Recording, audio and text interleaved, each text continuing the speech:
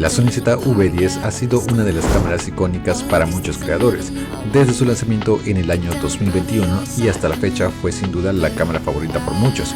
Incluso ya hace un año atrás tuvimos la nueva Sony ZV-10 II que vendría a reemplazar a este modelo. Pero en este video quiero hablarte si vale la pena comprar esta cámara para este 2025 o tal vez tienes pensado en comprar tu primera cámara y no sabes por dónde empezar. No te preocupes que voy a darte algunos consejos, tips y recomendaciones para que puedas tener en cuenta antes de comprar tu cámara. El sensor APS-C trabaja muy bien en situaciones de poca luz, reduciendo el ruido en las imágenes y manteniendo una buena calidad en escenarios desafiantes. La sensibilidad del ISO es ajustable hasta 32.000, permitiendo la flexibilidad en diferentes condiciones de iluminación.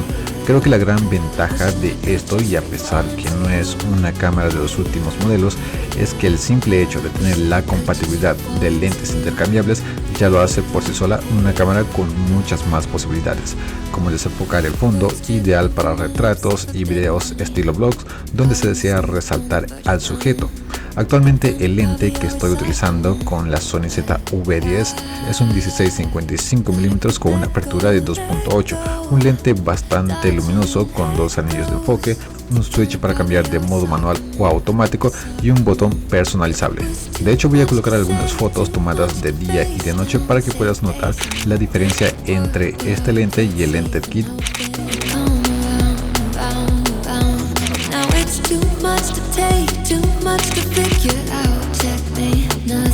La gran pregunta que tal vez muchos nos debemos estar haciendo es si realmente vale la pena esta cámara para este 2025 o si tienes pensado en comprar tu primera cámara.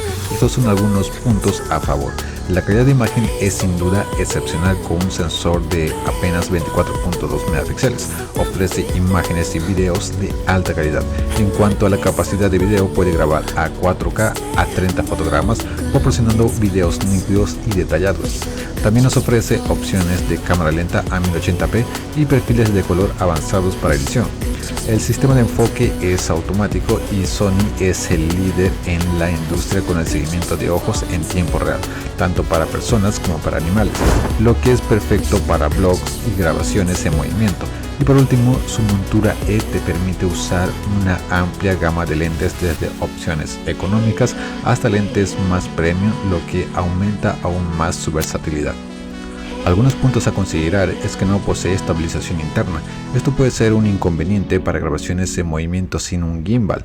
Por otra parte, tenemos la competencia. Hay más opciones en el mercado con características similares, algunas con estabilización interna y capacidades de video más avanzadas. Sin embargo, la Sony ZV-10 sigue siendo competitiva en su rango de precio. Y por último, la batería, no voy a decir que es perfecto, pero sí decente, ya que para sesiones largas de grabación, la batería en muchas ocasiones se calienta y la cámara entra en modo reposo hasta que baje algunos grados de su temperatura y vuelva a entrar en funcionamiento de nuevo. En lo personal, para mí, si tuviera que empezar este 2025 comprándome mi primera cámara con un presupuesto bastante ajustado, en definitiva me iría por la ZV-E10. Creo que hasta el día de hoy sigue siendo para mí una de las opciones más para seguir creando contenido. Ahora, si tienes el presupuesto para comprarte cualquier cámara, podrías optar por la Sony ZV-10 II o la Sony Alpha 6700 o tal vez una cámara full frame, que al final y al cabo busca algo que se adapte a tus necesidades y al uso que piensas darle a largo plazo. Una de las principales ventajas al tener un sensor de lentes intercambiables es la variedad de estilos en fotografía y video. Puedes cambiar entre diferentes lentes, un gran angular, teleobjetivo o un lente macro, que puede fácilmente adaptarse a diversas situaciones de captura, desde paisajes hasta retratos. Cambiar de lentes no solo te permite usar ópticas específicas que maximizan la calidad, sino que en ocasiones puede que necesites lentes más luminosos para conseguir el plano que estás buscando en tus vídeos. Y justamente hay lentes de apertura amplia que pueden lograr fondos desenfocados artísticos, lo cual es ideal para retratos y videos enfocados en el sujeto.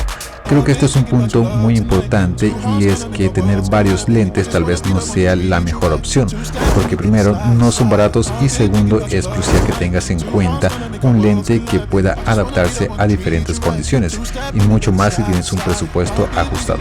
Actualmente yo estoy utilizando un 16-55 mm y no es el lente kit. Podríamos decir que es un lente híbrido bastante luminoso y que me ha estado acompañando durante un año tomando fotos y grabando vídeos. No es barato, pero puede que te sirva de referencia en este largo camino de aprendizaje. Definitivamente la decisión más difícil para algunos podría ser en comprar un iPhone o una cámara, y esto depende principalmente de tus necesidades específicas, ya que cada dispositivo sirve para propósitos diferentes. Es cierto que tener un dispositivo todo en uno agiliza más rápido el proceso. El iPhone no solo es un teléfono, sino que también es una cámara, un dispositivo de comunicación, una herramienta para la productividad y el entretenimiento. Desde la llegada de los iPhone al mercado, las cámaras han revolucionado a pasos agigantados. Los iPhone más recientes han mejorado significativamente en términos de calidad de la cámara, con capacidades de video en 4K, estabilización óptica y fotografía computacional avanzada, lo que lo hace ideal, portable, compacto y siempre a la mano para capturar momentos inolvidables. Si bien una cámara es un mundo totalmente diferente, ya que nos ofrecen controles manuales como la velocidad de obturación, la apertura y el ISO, lo que te permite tener un control total sobre el aspecto de tus fotos. Las cámaras suelen tener baterías de mayor capacidad diseñadas para sesiones largas de fotografía, mientras que los smartphones como el iPhone tienen que repartir su batería entre múltiples funciones, además que las cámaras utilizan tarjetas de memoria que pueden ser fácilmente intercambiadas, permitiendo un almacenamiento prácticamente ilimitado en comparación con el espacio limitado que tienen los iPhone. Aunque el iPhone también puede disparar en RAW, pero las cámaras suelen ofrecer más profundidad de color y datos en los archivos RAW, lo que es ideal para la postproducción. Así que mi mejor recomendación para ti es buscar un equilibrio entre estos dos dispositivos y comprarte el que mejor se adapte a esa necesidad, teniendo en cuenta las ventajas y desventajas de cada equipo en este largo proceso de aprendizaje.